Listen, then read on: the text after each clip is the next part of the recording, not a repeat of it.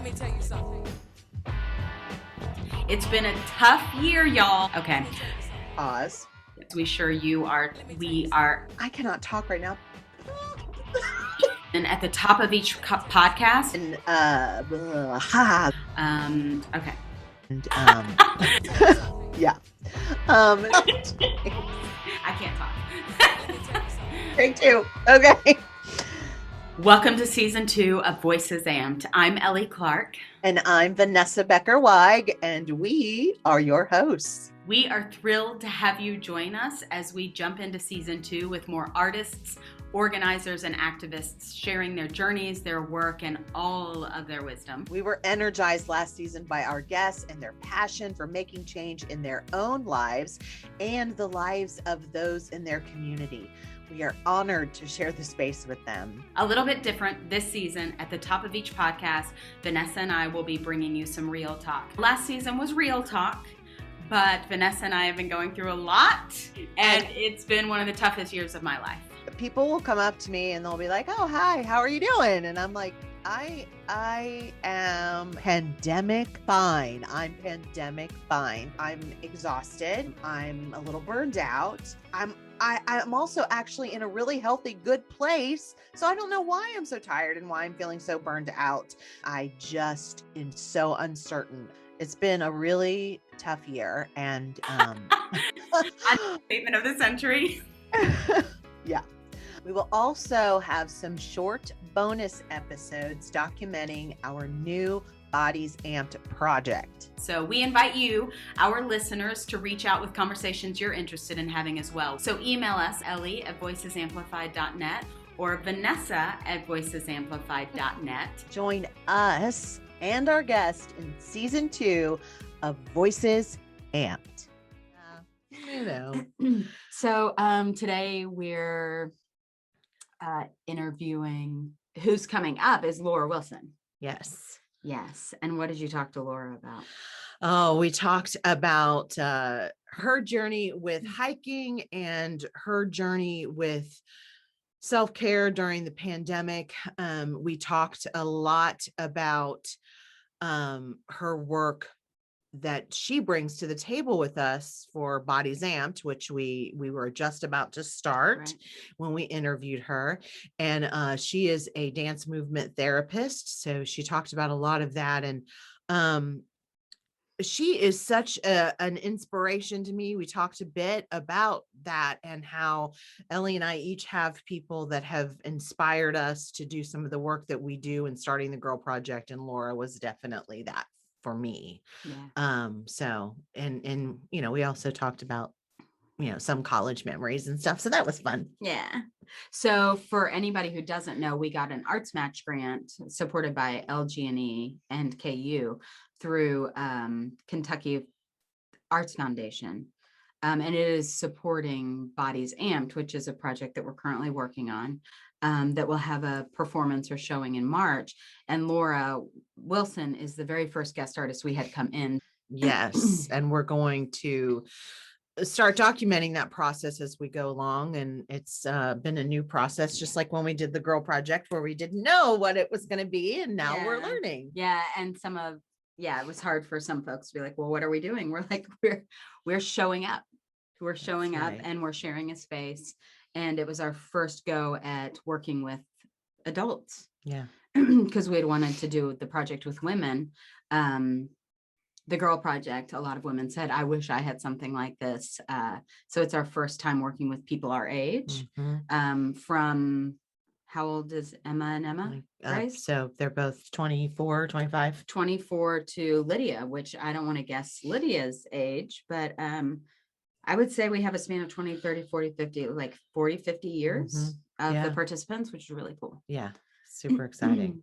Super exciting. So before we let you listen to Vanessa and Lora's interview, Vanessa and I wanted to check in. Where are you? What's going on with you? Real talk. Oh, well, Thanksgiving is in just a couple of days for some, but I already had my Thanksgiving last night, just because family is doing all the different things. And I wanted to really treasure Thanksgiving because this time last year, Thanksgiving was pretty dramatic, dramatic Yes. and traumatic.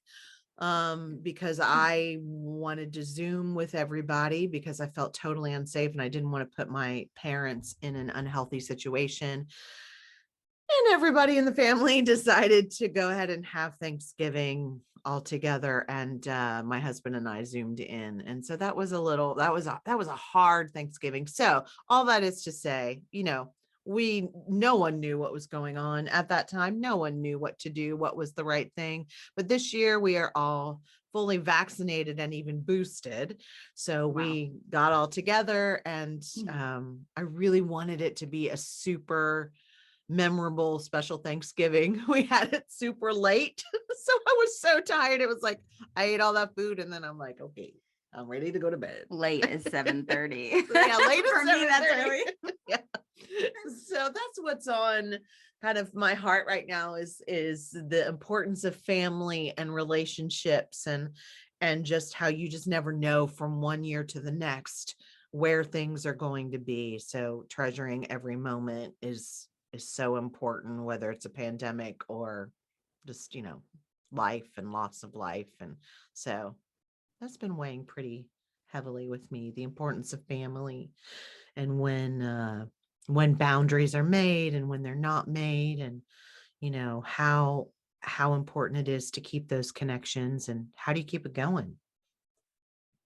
Yeah. And that's an interesting example of what season two, what we said in our opening that we wanted this to be was real talk, because last year all this stuff was going on and we were talking about this before we started the interview and after, but we weren't talking about how complicated the holidays were with the pandemic and how complicated relationship dynamics and family dynamics got. Like I didn't come home for Christmas last year and it broke my heart. I don't think I'd ever not been home for Christmas ever. And I was 41 last year, 42. It's big family time. And Evan and I were really disappointed to not come home, but my sister was working, my nephews were in school, and the schools were a wreck. And we didn't have a vaccination. And I was frustrated. I was frustrated. So it was hard last year. Yeah, it sucked. It really And is. this year it's like we're vaccinated. Yeah. And we're talking about the booster shot, and Kentucky, the rates are high, I think. So anyway, but in terms of like relationships, what's weighing on you with relationships? Well, I just think I think it's hard to maintain relationships in any time, but in a time like this where we all feel so isolated and we're starting to come back out of it and we don't know, we're like, how do we do this? Do we still do this? How do we be in a tiny little closet together again when we haven't been in the same room? And there's so many things that have changed, and people have had to make different choices because of the pandemic, and really a lot of things going on in our country, and the separation and racial reckoning. There's so much that's gone on, and people have had to choose to make boundaries. And how do you continue though to foster your relationship so that you're not feeling so isolated and you're not making these tight boundaries around yourself? So I've really been struggling with that too, is keeping relationships going while having boundaries to take care of myself, because I've worked really hard during this time to try to make changes in my life for self-care and growth, which I think, learning how to grow is something that we're wanting to talk a lot about in the podcast as we move forward with this season, is how we can continue to grow. Yeah. Well, and even for you, I guess, with me having been gone longer, but then like we've talked about, Jenny moving to Tennessee and Margaret going to Florida for an indefinite amount of time, potentially, and those relationships and keeping this going. And yeah, people have gone in so many different directions, and we're not in the workplace anymore. We don't show up to work with people anymore. So you and I are on Zoom every Tuesday. Interesting. Yeah. What about you? What's weighing on you? Nothing's weighing. I'm actually feeling like for the first time in a long time that, oh, I'm going to get actually some time off on the holidays. Mm. Because usually we're at a theater doing a Christmas show. Yes. Yes. Usually it's like death this time. Yes. You're like, Thanksgiving is rehearsals for Christmas show. You know what I mean? Yes. So I actually, I'm loving that. yeah. So I'm actually like, oh, I'm going to be home for 4 days for Thanksgiving right now. That's why we're here. And Christmas, I might get like a week and a half at home.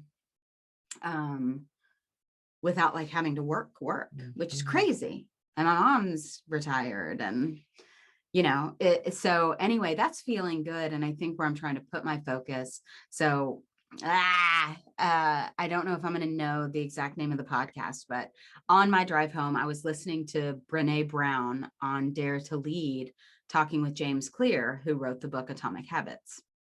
And I just saw this quote that blew my mind. And then my my CEO of the company I work for, Erica Arvold, was like, listen to this podcast. And I'm really trying to track this growth mindset mentality. And we've talked about Lauren, who will be with us in January, I hope. But just listening to James Clear talk about his atomic habits and growth mindset, and really a lot of goals being driven from outside influences, rather than really questioning who's the kind of person I want to be and casting votes daily to be the person you want to be. It's so beautiful and it's so simple. And listening to it, I mean, Evan and I got like the church giggles in the car because it pisses you off to listen to it because you're like, I do that. But he makes it sound so simple and like what some of those traps are. And he's not like if you do it for 30 days, you'll do it forever. He's like, if you're going to cast votes for the person you want to be, you've got to do it for the rest of your life. Yeah. And I think I'm hyper aware, and I think it has to do with our friendship, that I'm at a stage too where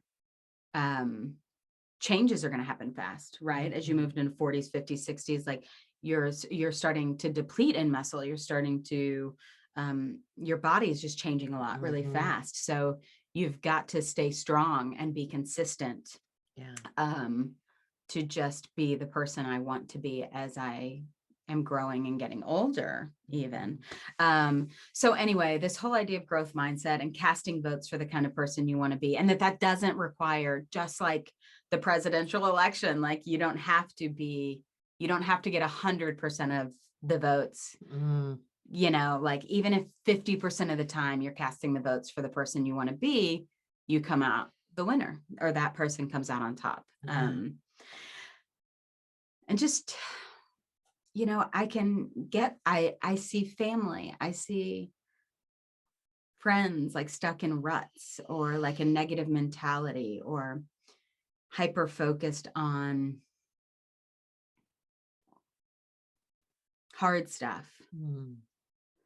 And I even had a really good conversation with my mom last time I was home and just said, you know, I don't share a lot that things are hard, but I think it's because I'm in this mindset of really trying to attract things to me, because I do believe, and I am learning through a lot of the work that I'm doing, that what you put out into the universe is what you get back. Yeah. And I don't want to be the person who competes, like shows up to the room and talks about how busy I am and competing for being the busiest and the most tired. And I want to be the person who shows up and feels healthy and strong and is ready to listen. And we were talking about this with Bodies Amped, that we can't give a definition, just like with the Girl Project, of what it is yet, but it's experiential and just showing up. I'm always happy every Wednesday that I showed up. Yes. Particularly by the end of it. I'm like, God, that felt good. oh, my body's sore, like belly dancing. We were dancing, doing heels dancing. Yes. I was in flat boots, Oh. these, and Vanessa was in heels. I was in heels and my thighs and my hamstrings were screaming. My back, because she was like, bend over, touch your toes, arch your back, come up sexy, butt out. And I was like, oh my God, I'm gonna break my back. I was like, I used to be able to do this all the time. Yeah. Oh, anyway, so just casting votes for showing up, being vulnerable, what that means, and being okay with it, and being the kind of person I want to be, and not falling into traps of maybe old things that I did or what I see people I know doing or family doing. And really, there's a lot of negativity out in the world right now, and you can fall into the trap of complaining. And I'm and I'm trying to just appreciate where I am and understand that we're always growing. And I have to accept every phase of me growing as a person. And I think I like the person I'm becoming. Yeah. And I like my friends. I like the cultivation of some of the work we're doing. So all of the work we've done. So anyway, just trying to keep my eye on the prize and cast votes to the person I want to be. That's a wonderful, as we're approaching the end of the year. I'm inspired by that. I really, really am. And Laura's so inspiring. She is. I cannot wait for you to hear our dear friend and inspiration, Lora Wilson. Welcome and thanks for listening. This is Voices Amped. I'm Vanessa Becker-Weig and I am your solo host today. I am thrilled to have our very first in-person interview with one of my very best lifelong friends, Lora Wilson. Thrilled to have you here today, Lora. I am so excited to be here. Well, I have a long list of bragging to do here, so we're going to go ahead and start there.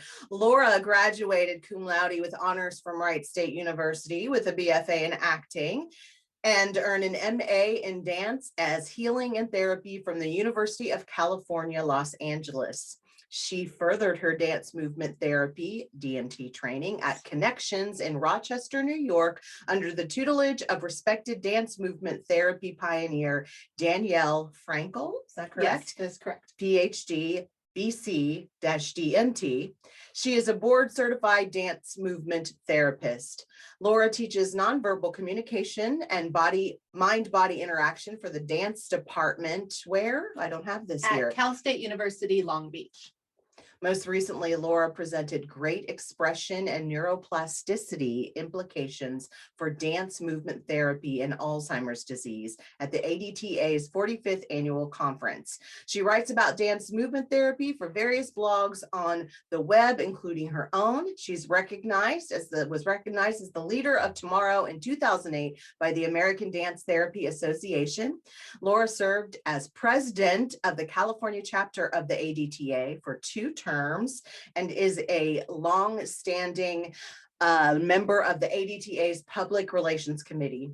She serves as a program advisor for the Arts and Healing Initiative, a nonprofit organization in partnership with the UCLA Collaborative Center for Integrative Medicine to, quote, facilitate the use of arts-based tools for mind-body healing in the community. Wow, that's a great body of work. Thank you. Thank you. No wonder I'm so incredibly inspired by you always. And so you're here. Well, do you want to tell our listeners why you're here? Why I brought you in other than wanted to see you? Well, I'm talking about being inspired. I am also inspired by your body of work and really excited to be part of your Body's Amped project. Being invited to facilitate one of the opening workshops for this project is just a high point of my year for sure. Lora mentioned that we're getting ready to start our Body's Amped program, and she facilitated our first official workshop.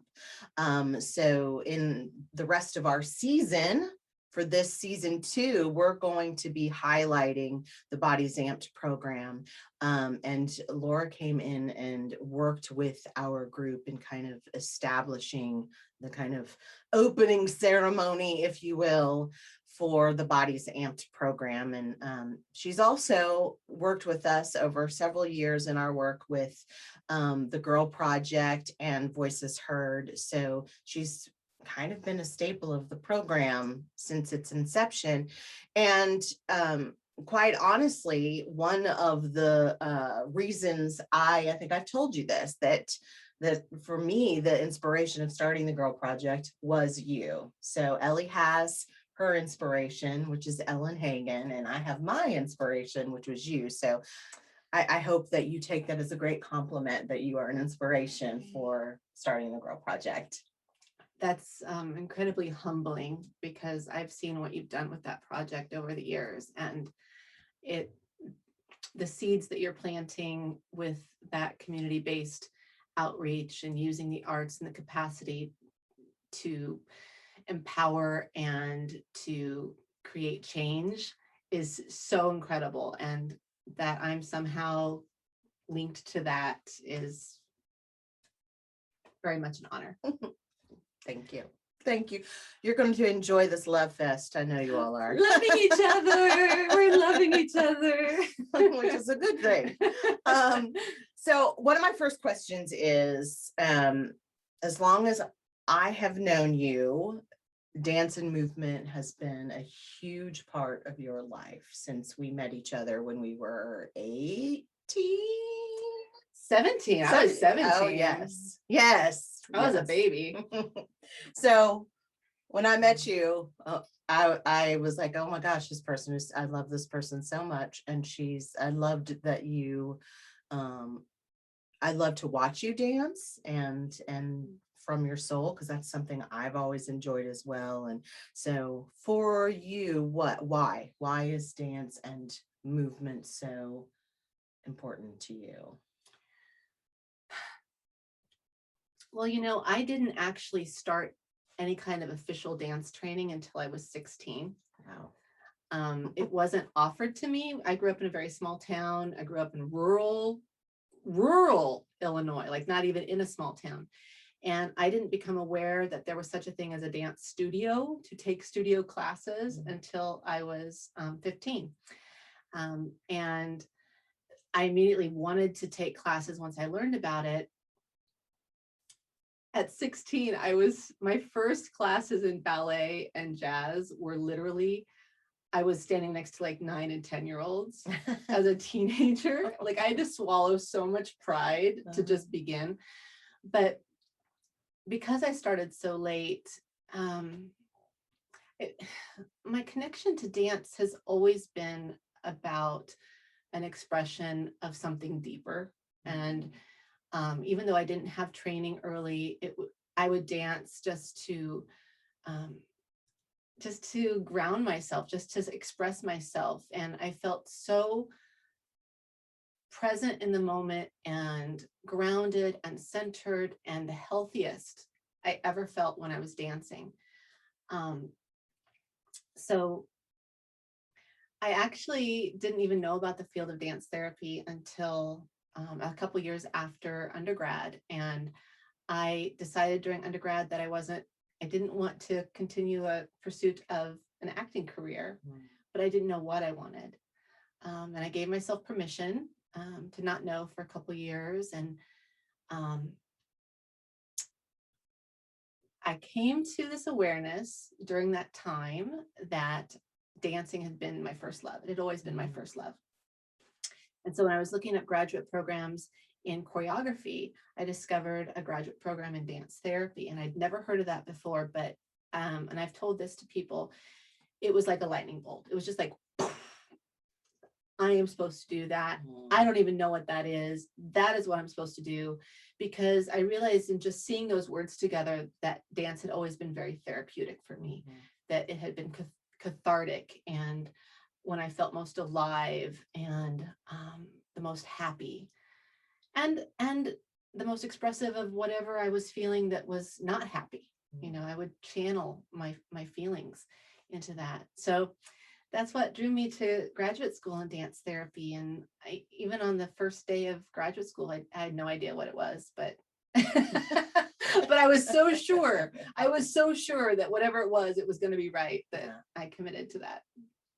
That's fascinating to me that you didn't truly start dance training until you were 16. I didn't. You must have worked really hard then. Those couple of years before getting to college. Yeah, I'd only had a year of dance training before I started undergraduate classes. And yeah, I still have the first pair of jazz shoes that I wore out in the garage practicing my pirouettes just on the concrete over and over and over again. Like I would do my pirouettes in the grocery store behind my mom at the grocery. Like I was like, I can't stop dancing. I gotta dance. Me too. You could ask my mom about my tap dancing down the grocery aisles. I loved to tap dance down the grocery aisles. So I'm wondering if you could share with us, are there any times that you can draw on in your life where dance has been specifically healing for you? All through high school and my 20s. I am open about this. I actively dealt with an eating disorder when I was in high school. I was dealing with bulimia, and then, you know, it took me a number of years to get to a place where I wasn't practicing symptoms or practicing behaviors. But the underlying aspects of having a negative self-image, a negative body image, and being in touch with my emotions, all of those sorts of things took a long time to work through. Many therapists, lots of personal work. But dancing during that time, even before I was really in therapy, dancing got me in my body.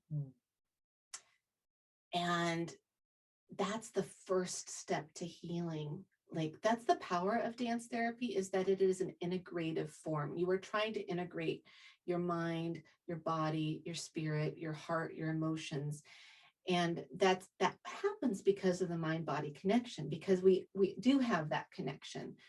But with eating disorders in particular, that there's a disconnect. And, you know, the body can become the enemy. And so the thinking and the feeling can all be projected at the body. But when I was dancing,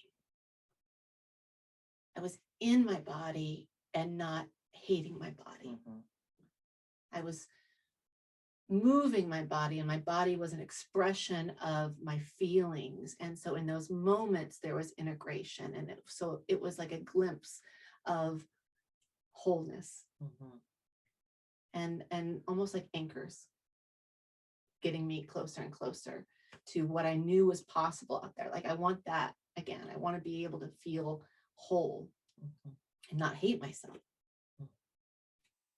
Well, I think that's interesting because as someone who has never really dealt with an eating disorder, unless you include overeating as an eating disorder, but which some folks do. But you know, I too have always struggled with body image issues, but there's never a time where I feel so free in my body as when I'm dancing. And you know, even when I'm on stage as an actor, I have the tape of what do I look like, and not always, but sometimes I have the tape of what do I look like. If I'm not fully engaged in the character, that's where my mind goes. But there's never a time that my mind goes there when I'm dancing. When that's really the time to, you know, and I, of course, have always struggled with not having a dancer body. And that's why I really didn't pursue it. Because I started training in dance when I was in middle school, probably. And then, you know, by the time I auditioned for colleges, I was told I didn't have a dancer body. And I was at the time, I think maybe 130 30 pounds, maybe 125. So anyway, maybe 125. I was built. But, How did that happen? I think that is beginning to change. I think that is shifting in the culture a little bit in the professional dance world. But what a tragedy that is for every person who wanted to dance and got shot down because of body type. Like that's That's one of the main reasons behind starting Bodies Amped is I think all of our listeners know that I turned 50. Proud to say it now. But as I during the pandemic, looking back through my career and what it was that I have accomplished and things that I'm interested in that I haven't dabbled in, and there's just been this thing that's been just in the back of my head. I really want to explore dance and movement for all shapes, all sizes, all ages. I admire women who are still finding dance in their lives, just all ages. I love that so much. And I love all the shapes and sizes of women together and what they look like together, all the generations together. And so I think that is one, the main reason behind really wanting to make that work, which was why it was so important that you came and helped us start. Well, I think that even people who don't want to become professional dancers, there is a great loss experienced when they don't feel it's safe to dance in our culture. I deal with that a lot with my patients and clients. Like, even though I'm doing a dance movement therapy group and it is for them, there's that initial fear of moving my body in front of other people because of all this stuff that our society has put out there that it's not okay to dance, or you have to look perfect or move perfect in order to dance. And dancing is our inherent right. It is our inherent right. And actually, there's even research to show that human babies respond to rhythm even more actively than they do to the human voice, to speech. Like, we in our DNA are encoded to move to rhythm. And if you watch some of those videos of on YouTube of babies dancing, you see it. That's before we get in our heads, before we get told that it's not okay. And so the fact that you've created this opportunity for people in the community to come and reclaim that right, to be in their bodies, to move their bodies, to move through and past the baggage that is not ours, that's been laid on us from the society. Oh yeah, let's do that. Let's do it. Let's do it. So you mentioned, you're suffering from an eating disorder when you were in high school. Now, you have done some work with teenagers suffering from eating disorders. Is that right? I did, yes. So it is not uncommon for people who go into the healing fields to be drawn to some aspect of that out of an unconscious need to heal self. And so when I went to graduate school, my first instinct was, I want to help people with eating disorders, because that was something I had struggled with. And part of that journey is that in learning how to help others, you're actually really learning how to help yourself too. So it was just another deeper layer of working on myself. But yes, I specialized in that during my first few years as working as a dance therapist. I worked in hospital working with teenagers with eating disorders. Yeah. And now you've kind of gone to the other end of the spectrum, right? So you're working more with geriatric elderly patients. Yes. So for the last 20 years, has it been 20 years? Oh my gosh. Oh my God. Okay. 15 years, 16 years, I've worked in adult psych settings. So I've been working with I do specialize in geriatric, especially with the elderly with Alzheimer's disease and dementia. But I also have worked all these years with acute chronic mental illness and acute psych, dealing with people living with schizophrenia, severe depression, bipolar disorder, thoughts of suicide. So I've started working with a different group of patients, but I love it. I'm curious because you mentioned with working with patients with eating disorders, you know, how you were able to kind of reflect back on yourself and work through some of your own stuff. How about with, you know, some of these patients that these the ones with, you know, consistent mental health issues or geriatric patients, like, how has that affected you and helped you? And I guess, and then the second part of that question is, how do you maintain your level of mental health? Because that you must absorb a lot of that. Two parts. Two parts. Two parts. Well, I definitely take inspiration from the people that I work with, and inspiration in those interactions. Like dance movement therapy in a group setting, especially, I enter into the space really not knowing what's going to happen. It's an improvisational process. I enter with overarching goals and objectives, and you know their individual treatment objectives in mind. And so I know in the back of my head we need to get there. That's what we need to address in the process. But the process itself is improvisational, and it's based on how the patients respond in the moment in their bodies, what they mention when we verbally process. And so I take inspiration and I'm humbled and at awe of the power of dance when I witness what comes up in the moment, when I see moments of insight for someone who's very, very sick, finding connection to another human being in a really meaningful way through rhythm or through movement, or for them to come to some sort of awareness that is so meaningful to them that emerged from the movement process. And that always returns me to a sense of deep awe and gratitude for dance and for the opportunity to be part of that. It really grounds me in my gratitude. It grounds me in my gratitude. And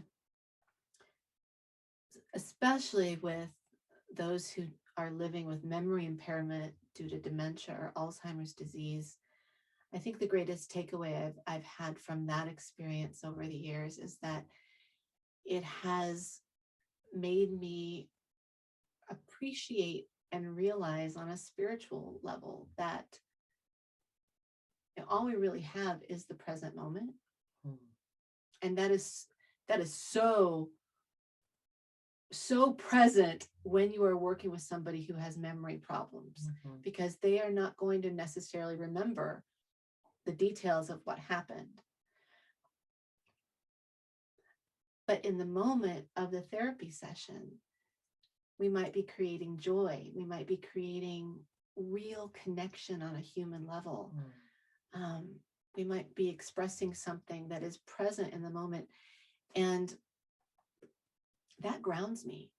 That grounds me because, you know, we can get so lost in worrying about the future, worrying about the past, and being reminded that there's always potential for connection and emotional expression and joy in the present moment. That keeps me grounded. Does that make sense? Yeah, for sure. For sure.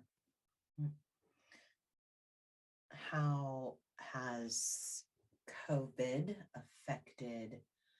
I mean, we'll talk a little bit about your work with, you know, you're as a college professor, but how has COVID affected your work as a dance movement therapist?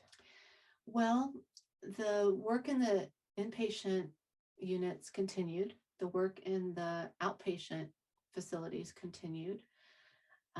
During the peak of COVID, we changed from from group work to doing individual one-on-one work, with masks, and during the worst of it, the unit, we would enter the psychiatric unit wearing an N95 with a surgical mask over it, with a face shield over it, wearing gowns, and into a COVID positive psychiatric unit. And it was challenging because the patients were they were still patients who needed desperate care and treatment. And they were also experiencing more solitude and isolation Sure. because of the COVID restrictions to save people's lives. So we tried to change the work so that we would go in one-on-one into their rooms and have therapeutic interactions in that sense. But I teach about nonverbal communication, and it was challenging to connect and to make the patients feel cared for and safe when they're engaging with you behind masks, and all they're seeing are their eyes, and very, very challenging. Very, very challenging. Did you feel that you got to, I guess maybe because, there's so much facial expression that's covered. I'm just curious, did you feel like, though, that because you're a dance movement therapist, that you were able to rely on your body more with that Well, that's the communication? thing. That's where you have to go, because the first instinct is to think, oh, you can't connect as much because you're not seeing each other's facial expressions. But the eyes are very, very expressive, and of course the body is how we express most of our emotions. We don't realize that we recognize and identify emotions by what we see in someone's body as much as what we see in their face. So we did a lot of work with teaching clients how to access their own ability to relax and to calm themselves and to regulate themselves, because it was such an anxiety producing time. So a lot of work with that. Do you have any success stories that you feel like you can share from your time as a dance movement therapist? Success stories. Oh golly. Well, or maybe not success as much as just specifically ones that you took joy. I mean, that you walked out feeling like, wow, that really was an amazing session. Or gosh, so many. I experience nuggets of that in so many of my sessions, and because I work with people with chronic mental illness and conditions that the dance therapy doesn't cure them of their mental illness, right? You don't do a dance therapy session and go, aha, ha, I no longer hear voices. It's not like that. But the moments where I've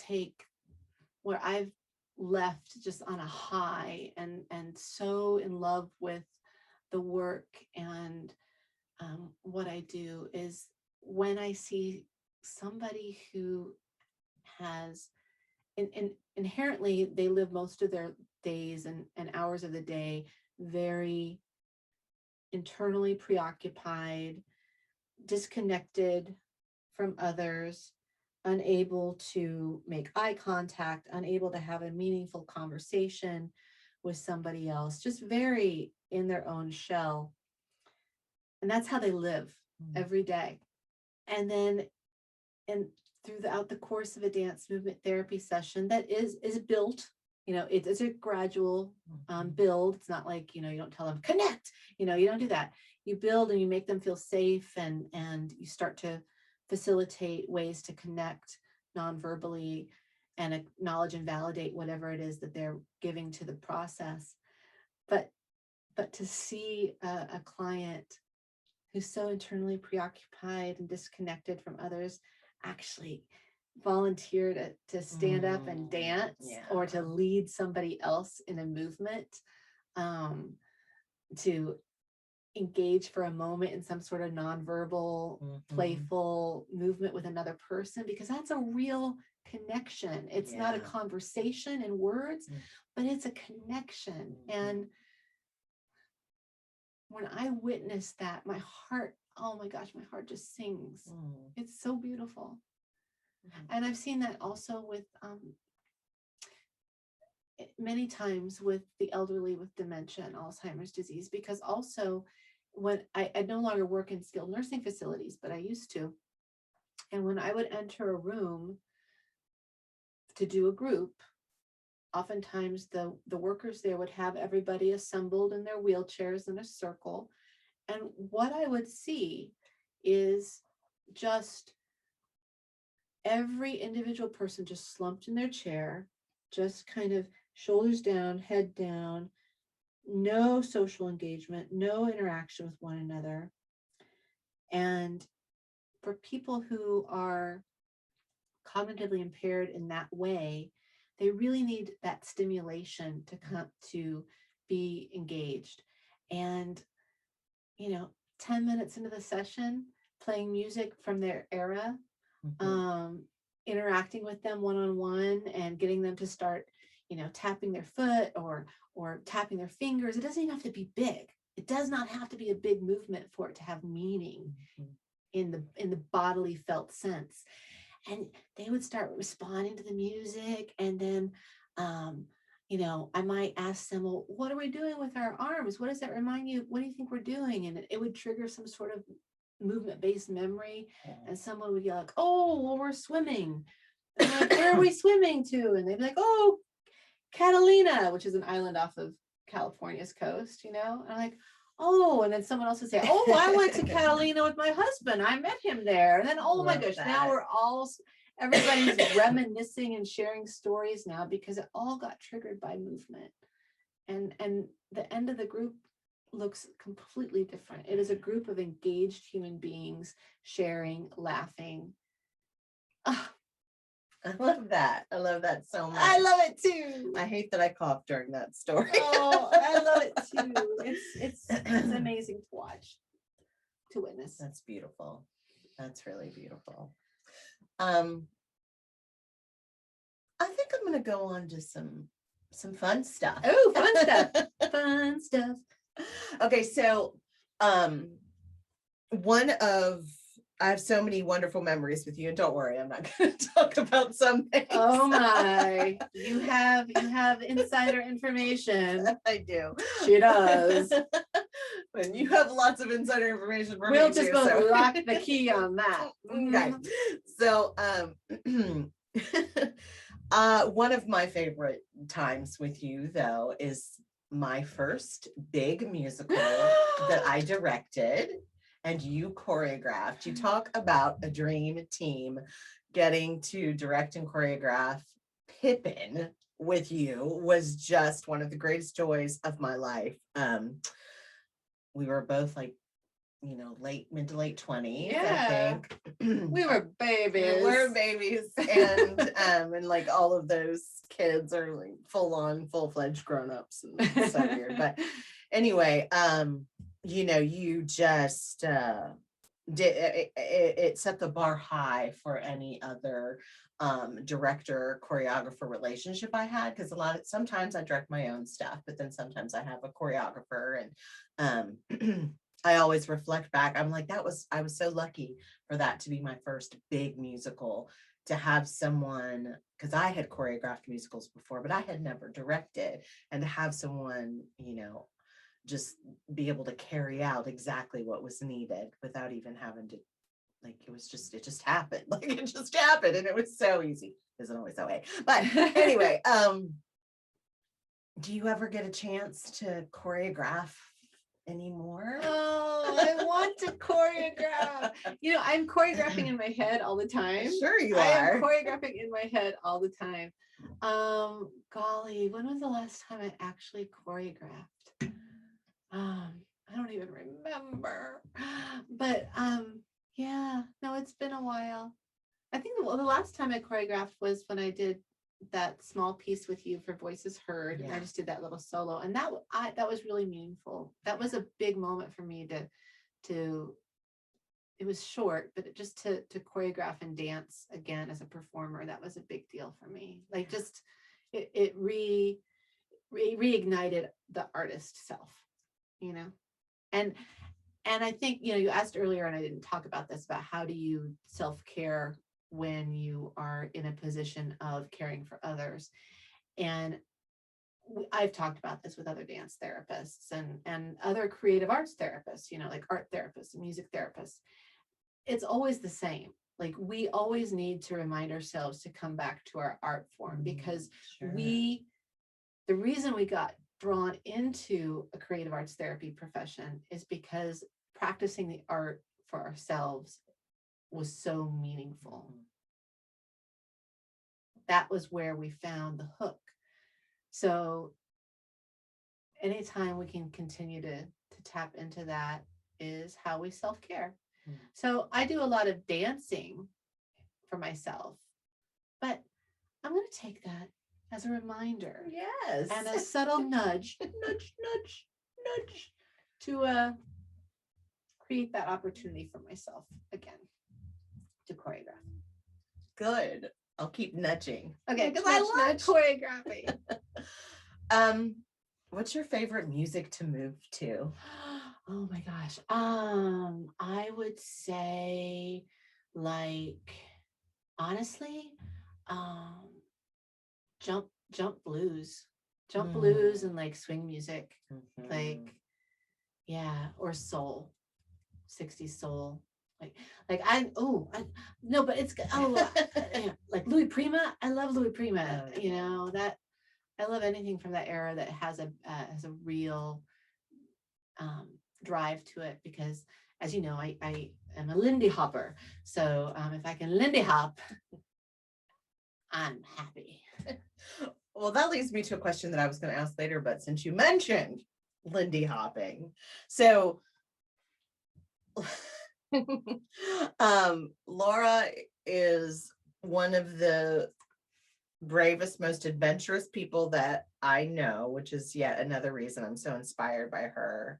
And Lindy hopped across America. And weren't you on Good Morning America for on your Lindy we hopping? tried to get on Good Morning Oh, you America. were okay. Yeah, Okay. we stood outside the window. I tried to get on. Yeah, is Good Morning America still on? It is. Okay. Yeah, All right. it is. For the youngins out there, I don't know if they even know what that show is. Yeah, but, it's still there. okay. Yeah. Okay. What was that experience like? Oh, Lindy hopping across America. Oh my gosh. So this was back when Lindy Hop kind of had a resurgence in the around 99, 2000. And I had just moved to California to go to grad school. But I had a year before school started, and the people that I connected to in California were the people in the Lindy Hop scene. Shout out, Saren. Hi, if you're listening. And I wanted to Lindy hop across America. So I started brainstorming with them. We rented an RV, like it was called Cruise Across America RV. And we had the audacity to reach out to swing venues in cities across America and tell them we were a troupe. Like we weren't a troupe, like we had just started, but we made it sound like we were, all that. And we would come in and we would do a Lindy Hop lesson and have an event if they would host us. And we went from LA to Vegas to Albuquerque to Houston to DC to New York City. And we just drove in the RV, had a good time. And whenever we would get to that particular city, I did choreograph. I choreographed a routine to Mambo number 5. Oh, was that the da da da da da da da da Yeah. da da da da da da da? Yeah, so the whole theme was it was a little swing dancer who was dancing with too many gals. But we would perform that, and then we would do lessons for the people that were there, and then we would just dance all night with the people there. It was so much fun. So fun. And this was when it was at its really growing and at its peak at that time. It was great. It was so much fun. Yes. So this is just to say, if you want to do it, do it. Make it up. Make your own tour. Make it happen. Make it happen. Doesn't exist? Make it happen.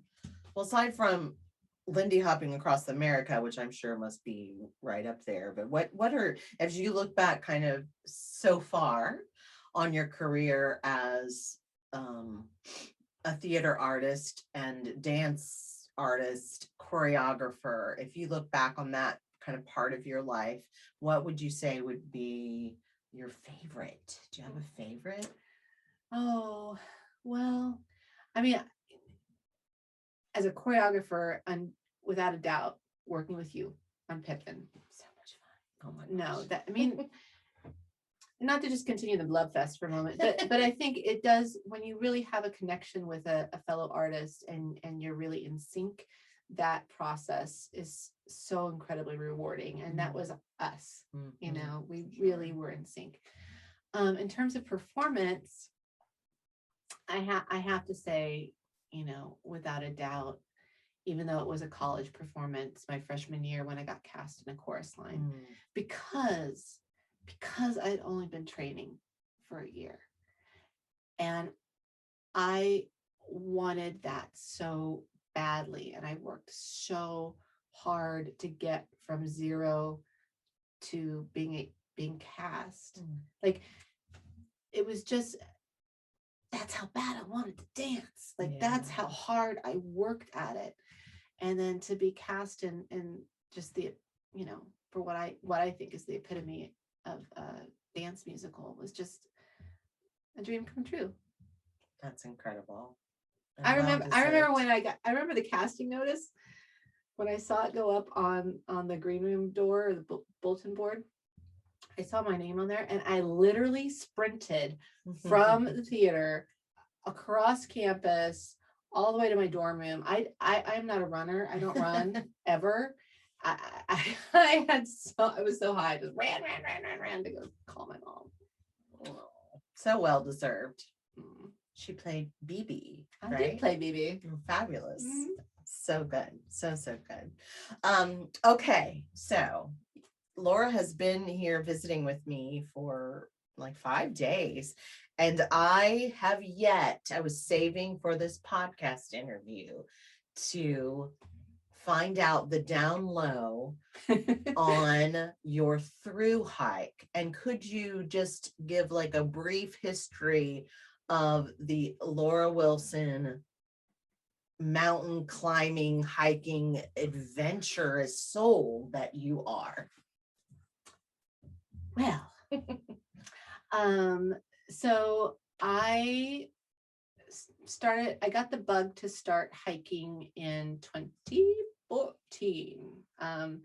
And at that time, I had never even camped. I had never backpacked. I didn't know how to put on a backpack. I didn't know how to fill a water reservoir. Any of my friends back then will tell you, they would mock me so much because, when you're a thru hiker, you get a trail name when you're out on the trail that somebody else gives you based on your behavior. And my friends joked with me that my trail name would be dead weight because,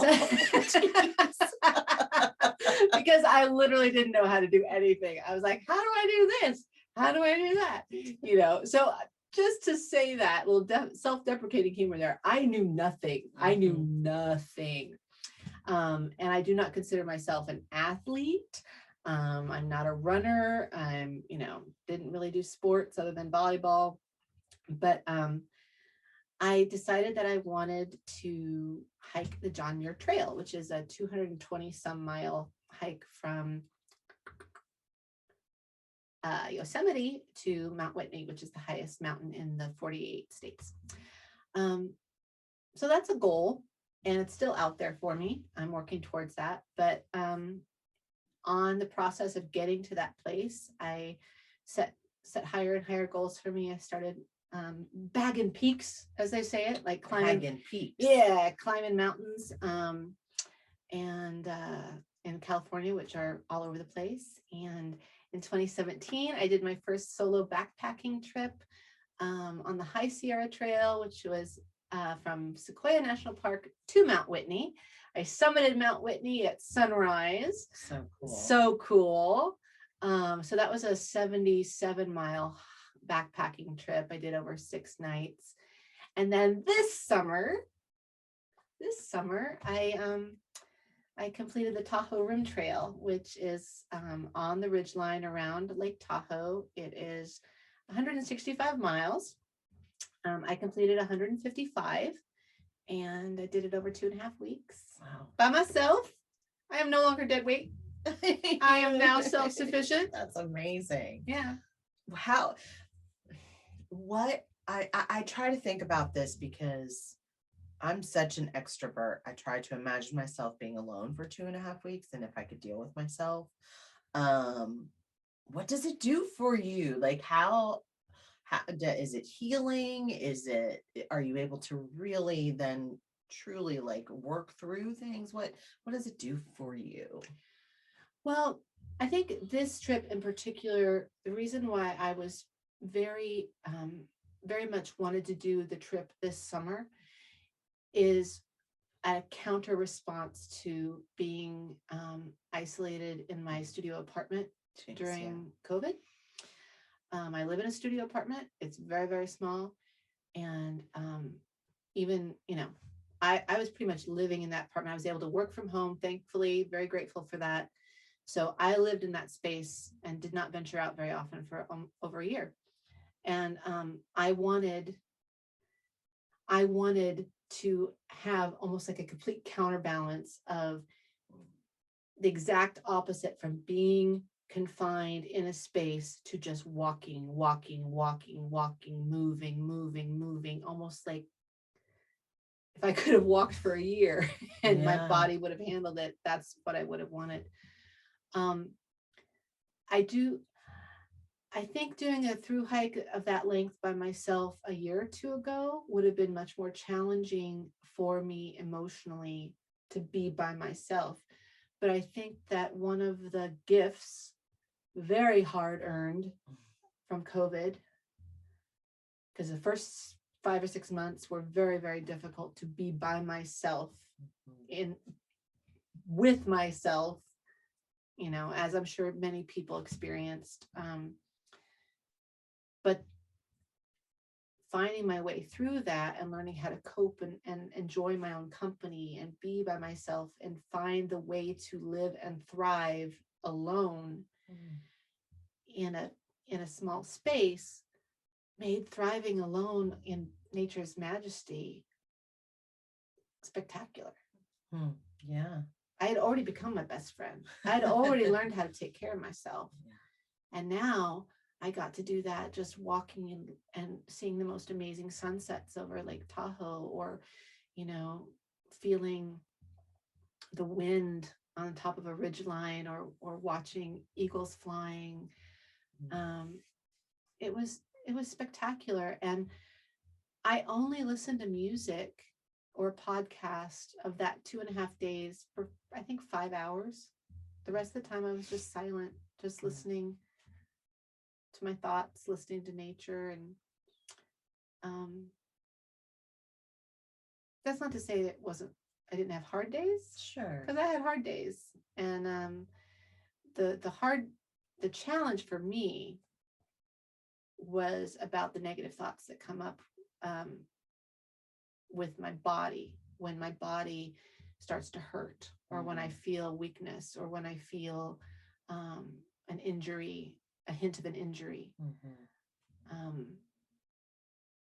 That's my dance with my demons that I really, really faced head on with this process, not just on the trail, but in the few months leading up to it, as I was in physical therapy and trying to train in order to do it, because my go-to is to instead of just acknowledging when my body's tired, or that, yeah, you know, you moved a little extra hard, you're going to need to rest for that, and just acknowledging that without judgment, my go-to in the past has always been to like, well, you're not an athlete, or you're not good enough, or you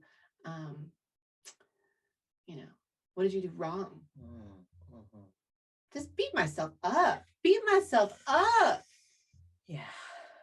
And about a month before the through hike began, I actually had another injury pop up. I felt something shift in my ankle and click, and all of a sudden I couldn't put weight on it. This was a month before I was supposed to leave. I was so upset, and I got it diagnosed by the doctor, and I got so upset about that process. And I came to a realization while I was crying through all of it, that the affirmation, "the trail is now," came to me. That I'd been thinking that if I went out on this through hike on the trail, that's where I was going to do my work. That's where I was going to face my demons. That's where I was going to summon my strength and my resilience. And I realized in that moment, as all my self-thoughts, negative criticism, all that stuff was coming up, I was like, no, Lora, this is your greatest challenge right now, is how do you respond to yourself with kindness? How do you respond to yourself with kindness and compassion and self-acceptance and love? You wouldn't speak to any of your friends that way if they hurt themselves. Why would you speak to yourself that way? So when I started the hike, I honestly didn't know how far I would get because of the new injury. I was like, okay, well, I'm going to start this. I don't know if I'm going to walk 10 miles. I don't know if I'm going to walk 20. I don't know if I'm going to end up just camping for 2 weeks in the same spot because my ankle won't move. But by the time I started, I realized that the very first day, just entering the trail, I had already succeeded because I worked through that stuff. That's so inspiring. I'm proud of you. That's incredible. It's really incredible. Thanks. So, knowing these things about you, Lindy hopping and these adventurous hikes and things, I'm so curious as to what's next. You have this goal of reaching this certain hiking goal, yes? I do, yes. John Muir Trail is, well, so I wanted to do a through hike this summer because I am also turning 50 this year. Dun dun dun, welcome. So I wanted to celebrate that. You know, I wanted to celebrate it with an embodied act of strength. So the Tahoe Rim Trail could be very much considered like they call it a shakedown, right? Like it's a hike before your big hike. Okay. Where you kind of figure out what works, what do you want to change. And so I have a hiking partner, friend, co-worker, fellow dance movement therapist. Her name is Allison. Hi, Allison. And she and I are planning on doing the John Muir Trail next summer to celebrate 2 very milestone birthday years for both of us. That's exciting. So yes, we're gonna do it. That is so exciting. Well, I am going to start a little fun wrap up for us. Okay. This is our rapid response questions. Makes you feel like you're, James Lipton, actor studio, good times. Okay. Okay. So I can't think about it too much, huh? That's right. Okay. Are you ready? Okay. What is your guilty pleasure? Law and Order SVU. What's your favorite sound?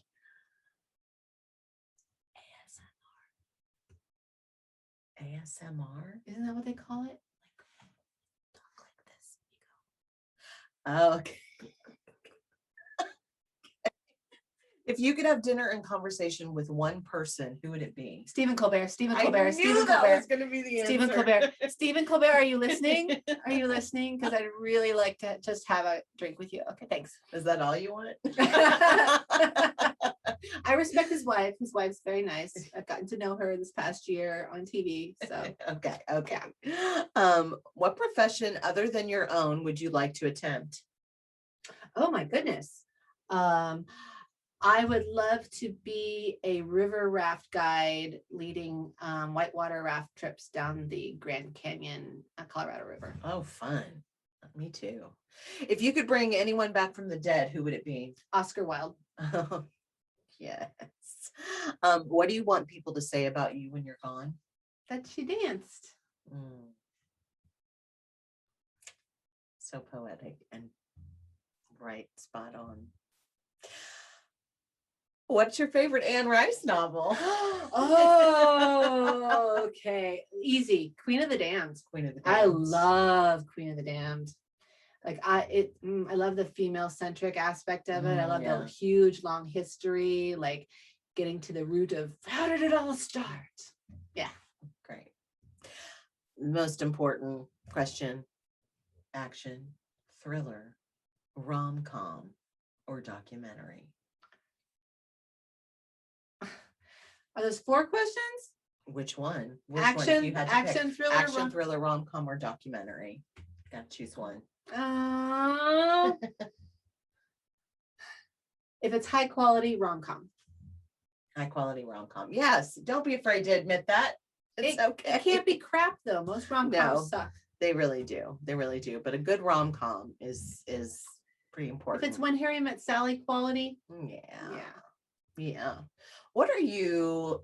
We're going away from the rapid response. I'm gonna just a couple quick little things for Okay. our listeners, some like direct advice. So, what are you reading right now that or have read recently that's been inspirational to you or helped you in any way? There's a book by Margaret Wheatley. I believe I'm saying that name correctly. Called Perseverance. And it is a small book that was gifted to me by a friend when I was going through my divorce. And I have found incredible strength from it. They're just little poems and almost kind of like devotional size readings, just like a couple pages. But it's all about the spirit of perseverance and resilience. It's incredibly moving. I'm gonna have to check that out. Yes. What is the greatest piece of advice you've ever been given? To trust the process. This is something I'm working on so much is trusting the process and letting go. And that's challenging. Definitely. And there's a lot of elements that have to come into that, when you're trusting. It's hard to trust other people. It's hard to trust other, scenarios, but with trusting the process, it's learning to trust yourself and letting go of expectation and control and knowing that you'll be okay along the way, whatever happens. I think that's a great place for us to wrap, knowing that we will be okay along the way. We will be okay along the way. Thank you so much for sharing your thoughts and your gifts with us. And I'm always so grateful for whenever I can share time with you and we can stop our busy lives for a little while and come together. So thank you for sharing that with our listeners. And we're so grateful for you. Thank you for having me. I enjoyed this so much. Thanks for listening. For those of you new to the podcast, we are Voices Amplified, and you are listening to Voices Amped. You can check out our work or support us by visiting voicesamplified.net. Our work generates brave and equitable spaces for storytelling by underrepresented voices in dominant culture. We support and partner with organizers, thought leaders, and arts activists across the United States. Our team is me, Ellie Clark, and co-founder Vanessa Becker-Weig, as well as the incredible Dr. Margaret McGladdery and Jenny Benavides. You can follow us on Facebook or Instagram at Voices Amped. We love feedback, so shoot us an email at ellie@voicesamplified.net. That's ELLIE@voicesamplified.net. If you or someone you know would like to be a guest, reach out. As always, thanks for your support, and remember, be curious, be courageous, take up space, and make some noise.